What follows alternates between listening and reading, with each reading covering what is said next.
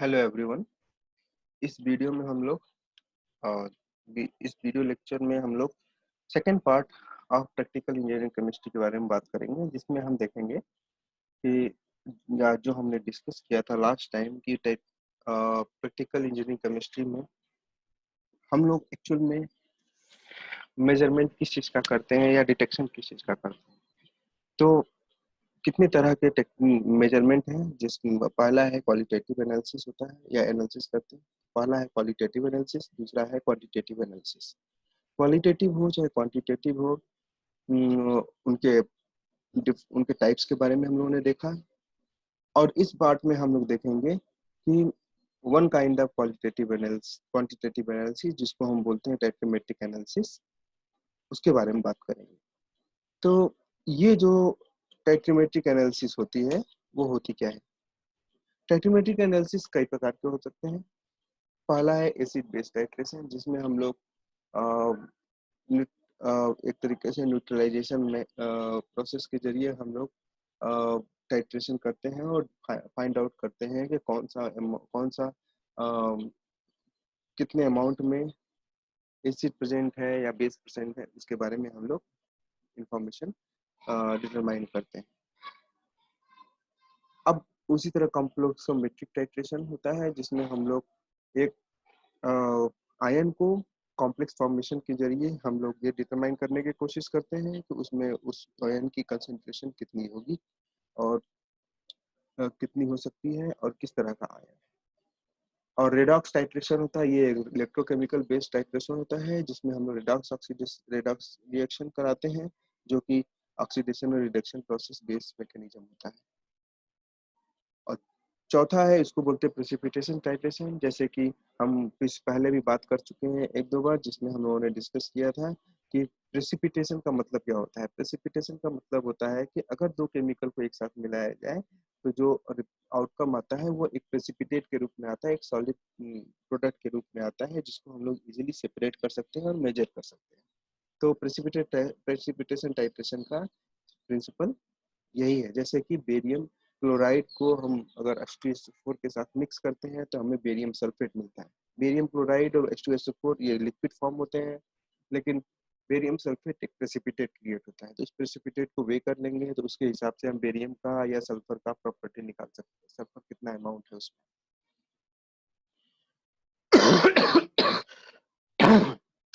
और फाइनली जिसको हम कहते हैं आयोडोमेट्रिक टाइट्रेशन और आइडीमेट्रिक टाइट्रेशन, इसमें हम लोग आयोडाइड आयोडीमेट्रिक टाइट्रेशन में आयोडाइड सोल्यूशन यूज करते हैं और आयोडोमेट्रिक टाइट्रेशन में आयोडाइड यूज करते हैं। आयोडीमेट्रिक में आयोडीन जो मैंने बताया टाइट्रेशन में यूज होता है, जबकि आयोडोमेट्रिक में आयोडाइड यूज होता है, सोल्यूशन होता है एज ए टाइट्रेशन। और ये भी एक तरीके का रेडॉक्स रिएक्शन होता है, जिसके बेसिस पे हम लोग कंपोजिशन को डिटरमाइन करते हैं। अब ऑपरेटर्स क्या क्या यूज होते हैं, कंपोजिशन क्या क्या यूज करते हैं, या कौन कौन से ऑपरेटर्स यूज होते हैं किसी वॉल्यूमेट्रिक एनालिसिस में या टाइक्रोमेट्रिक एनालिसिस में। तो सबसे पहले यूज होता है ब्यूरेट। ब्यूरेट का आप लोग ये स्ट्रक्चर देख सकते हैं, किस तरह का ब्यूरेट का डिजाइन होता है। और ब्यूरेट एक सिलेंड्रिकल टाइप का सिलेंड्रिकल स्ट्रक्चर होता है, जिसका एक वन एंड पर स्टॉप कॉर्क लगा होता है, जिसके जरिए हम लोग इसके वॉल्यूम को कंट्रोल कर सकते हैं। कितना वॉल्यूम हमें चाहिए, और मिनिमम वॉल्यूम जो हम लोग मेजर कर सकते हैं वो है 0.1 क्यूबिक मीटर या 1 ml, वन जिसको हम लोग बोलते हैं 1 ml। अब हम क्या कर सकते हैं कि दूसरा ऑपरेटर्स क्या यूज होता है, दूसरा ऑपरेटर्स यूज होता है जिसको हम बोलते हैं पिपेट। पिपेट क्या होता है, एक ऐसा एक्यूरेट मेजरमेंट डिवाइस होता है या जो कि सिलिका का बना होता है, और जो कि हम लोग एक डेफिनिट या एग्जैक्ट अमाउंट ऑफ वॉल्यूम हम लोग उससे मेजर कर सकते हैं। और इसकी एक्यूरेसी लार्ज होती है, जिसके वजह से ये बहुत ही इम्पोर्टेंट ऑपरेटर्स होता है किसी भी टाइक्रोमेट्रिक प्रोसेस के लिए या वॉल्यूमेट्रिक एनालिसिस के लिए। ये एक लॉन्ग ट्यूब कंसिस्ट होता है, जिसमें क्या कहते हैं जेट फ्लो मेथड से हम लोग शक करके बाय माउथ और बाय बबल बबल कॉर्क हम उसमें एक एग्जैक्ट अमाउंट ऑफ सॉल्यूशन हम लोग ले सकते हैं, जो कि हम लोग टाइट्रेशन, जिसका टाइट्रेशन करना है, और उसको हम कोनिकल फ्लास्क में डाल सकते हैं, जैसे कि ये स्टेप्स।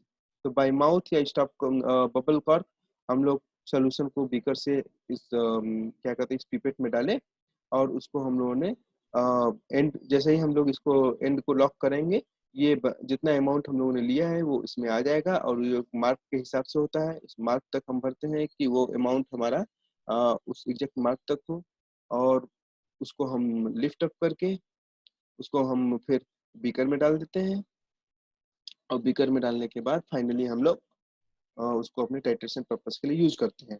तो जो मार्क होते हैं और साइज ऑफ द जो पिपेट होता है अभी, वो आपका डिफरेंट डिफरेंट साइज के आते हैं, जो इसे मेंशन किए हुए हैं, 1 ml, 2 ml, 5 ml, 10 ml, 20 ml, 25, 50 और 100 ml, ml और क्यूबिक मीटर का होता है। तो इसको हम लोग यूज करते हैं to take the solution in the beaker, जिसका टाइट्रेशन करना है, और जो उससे टाइट्रेशन होगा उसको बोलते हैं, उसको हम लोग मेजर करते हैं ब्यूरेट्स। तो कॉमन टर्म क्या है टाइट्रेशन के लिए? पहला है टाइट्रेंट। टाइट्रेंट का मतलब है वो सोल्यूशन जिसको हम लोग ब्यूरेट के जरिए लेते हैं। तो ब्यूरेट के जरिए जिस सोल्यूशन को हम लोग यूज करते हैं उसको बोलते हैं टाइट्रेंट, और टाइट्रेंट वो होता है जिसको हम लोग पीपेट के जरिए यूज करते हैं, और जो कॉनिकल फ्लास्क में लिया जाता है। तो ये हो गए कॉमन। अब हम बात करेंगे कि टाइट्रेशन के लिए क्या क्या चीजों की जरूरत होती है। एक तो चीज है टाइड्रेंट और टाइट्रेंट।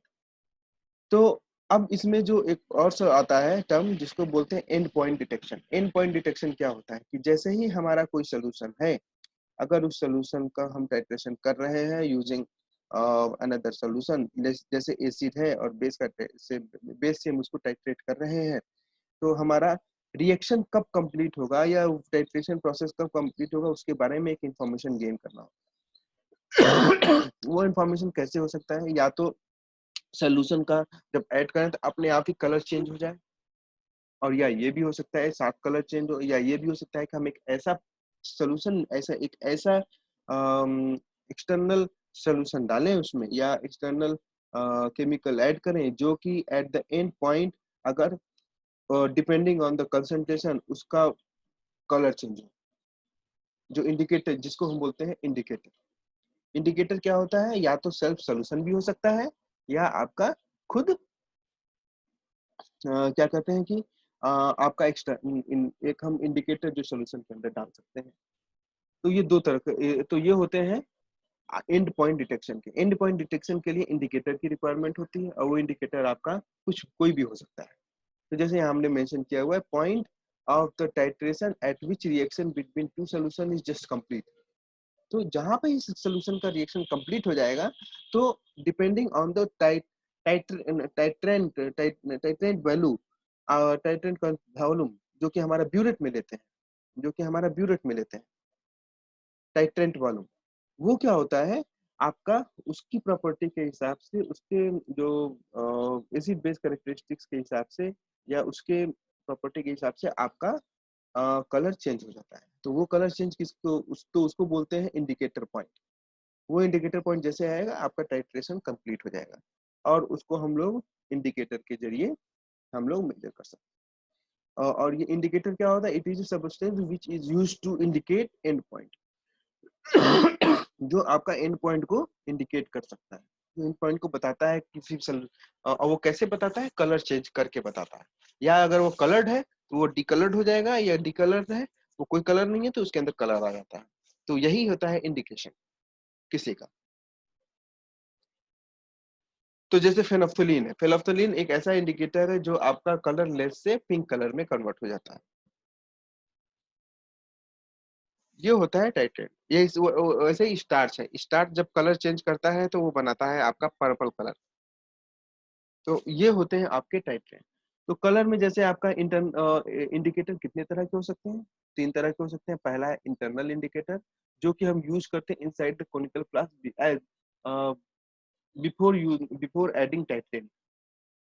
टाइट्रेट को ऐड करने से पहले ही उसमें हम जो हमारा बीकर में, जब जो हम पीपेट के जरिए बीकर में सोल्यूशन लिए हैं जिसका हमें टाइट्रेशन करना है, उसमें ही हम लोग एक सब्सटेंस डाल देते हैं या सोल्यूशन डाल देते हैं जो हमारा एज ए इंडिकेटर काम करता है, उसको बोलते हैं इंटरनल इंडिकेटर। अब एक्सटर्नल इंडिकेटर भी होता है। एक्सटर्नल इंडिकेटर क्या होता है? Which is added from outside and detects the change in the pH. एक तरीका हो रहा है कि हमारा जो इंडिकेटर है वो हम यूज कर सकते हैं और हम ये देख सकते हैं कि ये हम लोग एक्सटर्नली होता है, और जिसको हम लोग जैसे कि पीएच हुआ। पीएच क्या है? पीएच है एक एक्सटर्नल इंडिकेटर के रूप में हम लोग पीएच को भी कंसीडर कर सकते हैं, चेंज इन पीएच। वो कैसे मेजर कर सकते हैं? जैसे हमारा लिटमस पेपर भी हुआ, उसको हम लोग क्या कर सकते हैं, अगर सोल्यूशन हमारा रेडी हो गया है, सोल्यूशन हमारा टाइट्रेशन कर रहे हैं, एट एवरी पॉइंट हमें लगता है कि हमारा अब कंप्लीट हो गया, तो उस सोल्यूशन को, उसमें से सोल्यूशन का ड्रॉप निकाल करके उसको हम लोग पीएच पीएच मीटर पे या लिटमस पेपर पे हम रखेंगे और देखेंगे कि क्या कलर चेंज हो रहा है कि नहीं। चाहे अगर वो एसिड है, बेस है, तो उसके हिसाब से ब्लू और लेट लिटमस लेकर के उसको देखेंगे कलर चेंज हो रहा है कि नहीं। अगर कलर चेंज हो गया, इसका मतलब है हमारा वो एंड पॉइंट आ गया। अब उसी तरह हम बात करेंगे सेल्फ इंडिकेटर की। सेल्फ इंडिकेटर क्या होता है? सेल्फ इंडिकेटर का मतलब होता है कि कुछ सोल्यूशन ऐसे होते हैं जो आफ्टर टाइट्रेशन कलर चेंज कर देते हैं, तो उसको हम बोल सकते हैं सेल्फ इंडिकेटर। जैसे ही रिएक्शन कंप्लीट होगा, उनका कलर चेंज हो जाता है due to change in condition. जैसे हम एसिड बेस में बात कर रहे थे, अगर हमारे पास सोल्यूशन एसिड का है, हम उसमें बेस ऐड कर रहे हैं, तो हमारा एसिड क्या है? बेस से न्यूट्रलाइज हो रहा है। अब जब कंप्लीट हो जाएगा न्यूट्रलाइजेशन, तो अब अगर हम उसमें और एडिशन कर रहे हैं बेस का, तो उसका वो जो सोल्यूशन है उसका बेस कैरेक्टरिस्टिक बढ़ जाएगा। अब वो बेसिक नेचर में जाएगा, तो उसकी वजह से अगर वो बेसिक नेचर में जा रहा है, तो कोई कंपाउंड अगर एसिडिक नेचर में उसका कलर नहीं है, तो हो सकता है कि उसका बेसिक कंडीशन में कलर हो, तो वो कलर चेंज हो जाएगा और उसकी वजह से हम उसको डिटेक्ट कर सकते हैं। इसको बोलते हैं सेल्फ इंडिकेटर। तो ये तीन तरह के इंडिकेटर होते हैं, पहला इंटरनल, दूसरा एक्सटर्नल, चौथा है सेल्फ इंडिकेटर। और इंडिकेटर का यूज होता है just to find out the end point in titrometric analysis या वॉल्यूमेट्रिक एनालिसिस। अब हम बात करेंगे किन किन पर्पसेस के हम लोग टाइट्रेशन कर सकते हैं। पहला है अननोन सॉल्यूशन को फाइंड आउट करने के लिए। अगर हमारे पास एक अननोन सॉल्यूशन दिया हुआ है, हमें उसका उसका वॉल्यूम नहीं पता, उसका पता नहीं है कि वो क्या है, उसका हमें वॉल्यूम पता नहीं है, या उसका हमें कंसंट्रेशन पता नहीं है कि वो किस क्या कंसंट्रेशन है, तो उसको हमें फाइंड आउट करना है। तो सबसे पहले हम क्या करेंगे? पता करेंगे कि वो कौन सा कंसंट्रेशन है, वो कौन सा सोल्यूशन है, किस चीज का बना हुआ है।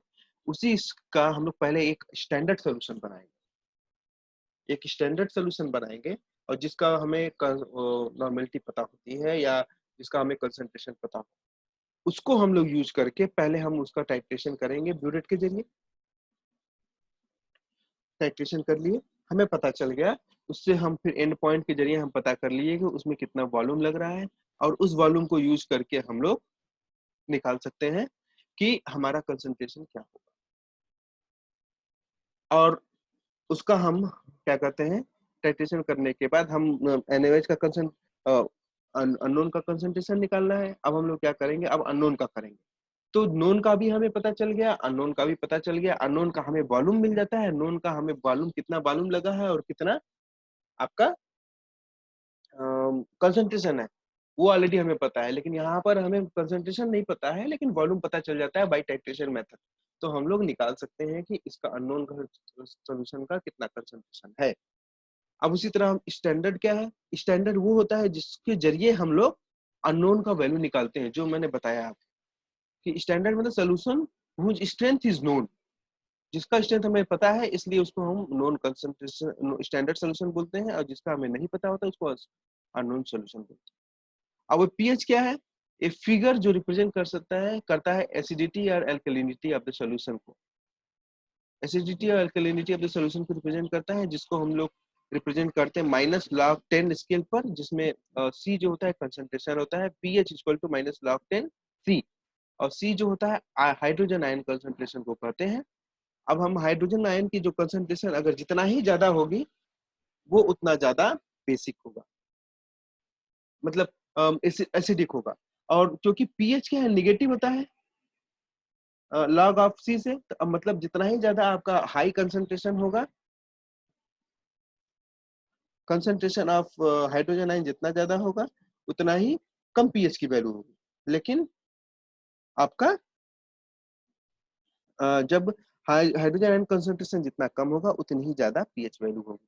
तो पीएच वैल्यू का जो हमारा रेंज होता है वो होता है 0 मतलब कि 1 to 7, 0 to 14 और जो हमारा न्यूट्रल कंडीशन होता है जिसको एल्कलाइन, जिसको न्यूट्रल कंडीशन बोलते हैं, वो कंडीशन होती है 7 हमारा न्यूट्रल होता है on the scale of pH. और 7 से बिलो जो होता है वो एसिडिक होता है, और 7 से अबव होता है बेसिक होता है।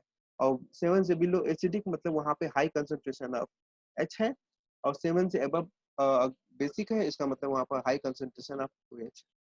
तो ये हो गए आपके डिफरेंट टाइट्रोमेट्रिक एनालिसिस में क्या क्या चीजें हम लोग को ध्यान रखनी होती हैं, और उसमें क्या कर, उसमें क्या निकालते हैं, कौन सी पैरामीटर को कैलकुलेट करते हैं। इसमें हम लोग कंसंट्रेशन कैलकुलेट करते हैं, और कंसंट्रेशन को फाइंड आउट करने के लिए उसका टाइट्रेशन करते हैं। उसके लिए हम लोग सबसे पहले एक स्टैंडर्ड सोल्यूशन प्रिपेयर करते हैं, और अगर हमारे पास अननोन सोल्यूशन है तो उसको हम लोग पहले स्टैंडर्ड सोल्यूशन को टाइट्रेट करेंगे, फिर उसी सोल्यूशन जो जिस टाइट्रेंट सोल्यूशन से टाइट्रेट करेंगे उसी टाइट्रेंट सोल्यूशन से हम लोग अननोन को टाइट्रेट करेंगे।